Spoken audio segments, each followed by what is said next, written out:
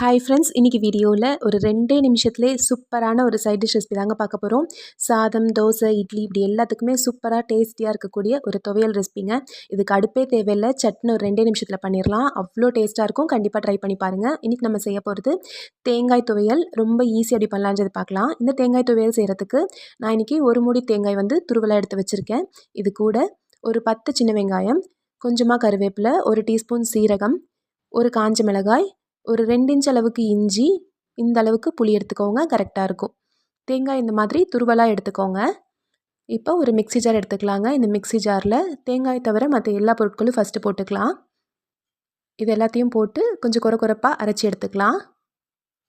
இப்போ இதில் தேங்காய் துருவல் கூடவே ஒரு ஸ்பூன் அளவுக்கு உப்பு, ஒரு ஸ்பூன் அளவுக்கு மிளகாய் தூள், காரத்துக்கு ஏற்ற மாதிரி போட்டுக்கோங்க. நீங்கள் இன்னும் கொஞ்சம் காரமாக சாப்பிடுவீங்க அப்படின்னா இன்னும் ஒரு 1/2 டீஸ்பூன் சேர்த்து போட்டுக்கலாம்.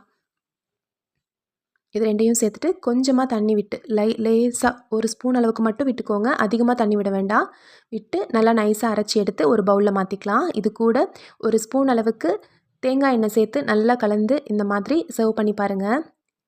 அவ்வளோ டேஸ்ட்டாக இருக்கும். சட்டுன்னு ஒரு 2 நிமிஷத்துலேயே பண்ணிடலாம். நல்லா சூடாக சாதம் வச்சு அதில் ஒரு ஸ்பூன் அளவுக்கு நல்லெண்ணெயோ அல்லது தேங்காய் எண்ணெயோ விட்டு இந்த தேங்காய் துவையலை போட்டு சாப்பிடும்போது அவ்வளோ டேஸ்ட்டாக இருக்கும். இதே மாதிரி ட்ரை பண்ணி பார்த்துட்டு எப்படி வந்துச்சுன்ற சொல்லுங்கள். அதுவும் கேஸ் எதுவும் இல்லாமல் ரொம்ப ஈஸியாக செய்யக்கூடிய ஒரு துவையல் ரெசிபி இது.